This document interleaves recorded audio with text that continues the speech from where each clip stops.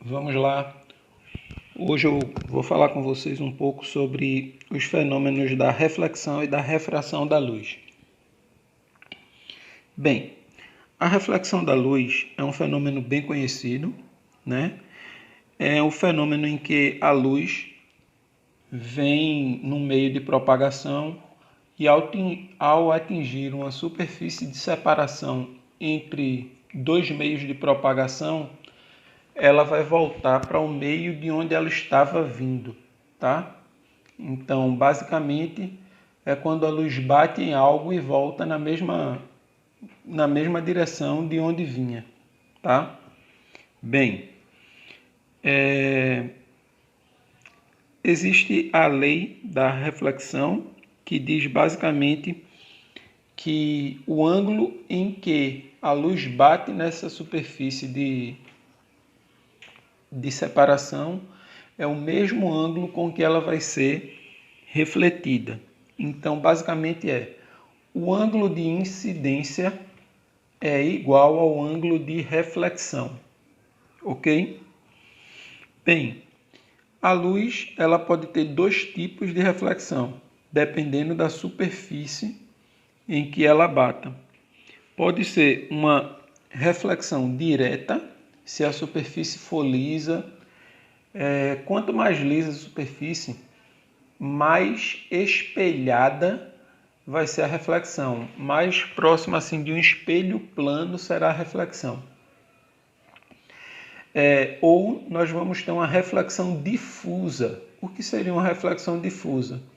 Devido a imperfeições da superfície, devido a ondulações minúsculas, microscópicas na superfície de separação, a luz ela vai ser refletida com ângulo de reflexão normal, porém, como a superfície é irregular, os raios de luz não vão sair de maneiras paralelas, e isso vai tirar essa capacidade de espelho.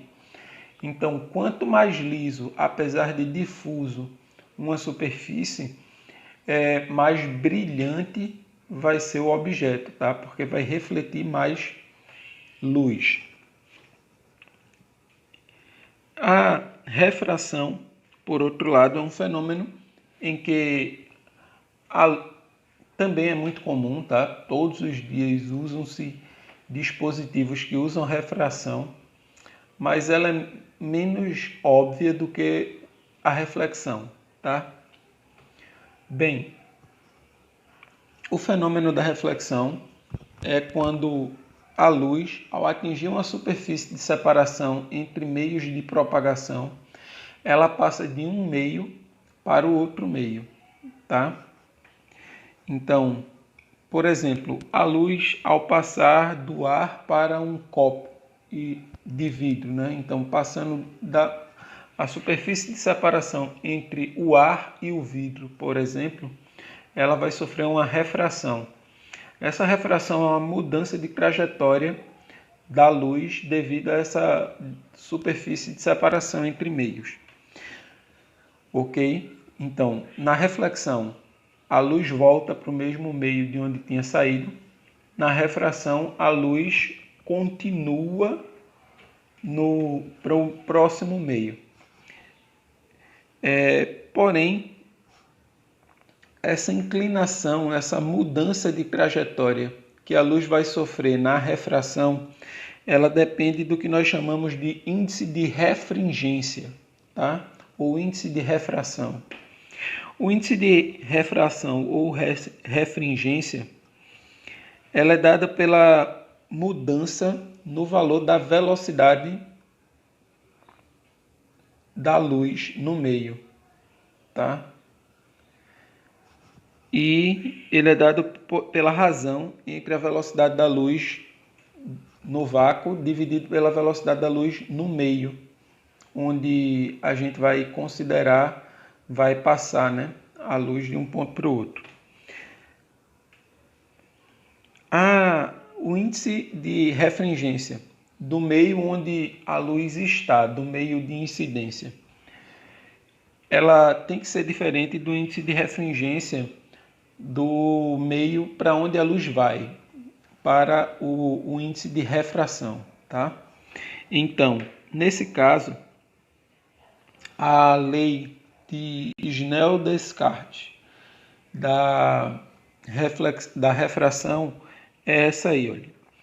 O NI, no caso, o índice de refringência do meio de incidência, multiplicado pelo seno do ângulo de incidência, vai ser igual ao índice de refringência do meio de refração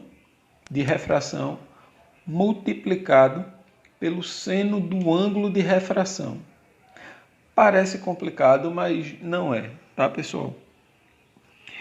É importante a gente dizer ainda que o índice de refringência, o índice de refração, além de depender do meio, também depende da frequência da luz, tá? Então, para certas frequências de luz, um meio ele pode ser mais refringente ou menos refringente, dependendo de que frequência é. Na verdade, a gente pode dizer até mesmo que certas frequências elas são completamente refletidas, elas não refratam em algumas separações, alguns índices de separação. Por exemplo, os raios ultravioletas do tipo C, eles são refletidos pela atmosfera, tá? Os raios ultravioletas do tipo C, que vêm do Sol, são refletidos pela atmosfera porque o ozônio ele tem uma frequência, ele aceita um índice de refringência que não permite, né, a passagem desse tipo de raio ultravioleta. Então, é comum, né, nós não falarmos do raio ultravioleta do tipo C, porque ele não chega à superfície da Terra, devido à atmosfera. Bem, vamos falar um pouco sobre os fenômenos de refração e reflexão com a luz, tá? Com a luz visível, com as cores.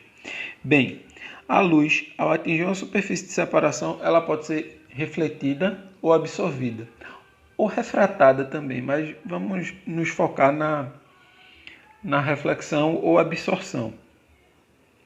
Se a luz for da cor de um objeto, na verdade, como é que nós enxergamos as cores de um objeto? Para que a gente enxergue a cor de um objeto, na verdade, a gente vai ter que ver a luz que é refletida por ele. Então, quando a luz branca, que é a junção de todas as cores, atinge um objeto, parte dessa luz vai ser absorvida e parte vai ser refletida. Qual é a parte que vai ser absorvida? Na verdade, se nós olharmos para um objeto vermelho, a luz vermelha vai ser refletida e todas as outras vão ser absorvidas pelo objeto. Então, basicamente, quando a luz branca bate em um objeto, ela é absorvida e só a luz da cor daquele objeto é refletida. Então, se um objeto é branco, ele vai refletir basicamente todas as cores. Se um objeto é azul, ele vai refletir o azul e absorver as outras cores. Se um objeto é verde, ele vai refletir o verde e absorver as outras cores, tá? Por exemplo, se você pega um objeto branco e ilumina ele com a luz vermelha, ele vai refletir o vermelho, porque o branco reflete todas as cores.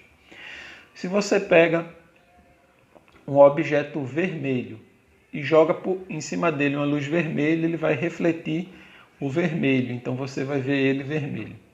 Se você pega um objeto azul e joga em cima dele uma luz vermelha, ele vai absorver essa luz vermelha e nós veremos ela preta, o objeto preto, porque ele não vai ter reflexão, ele vai ter só a absorção da luz, tá?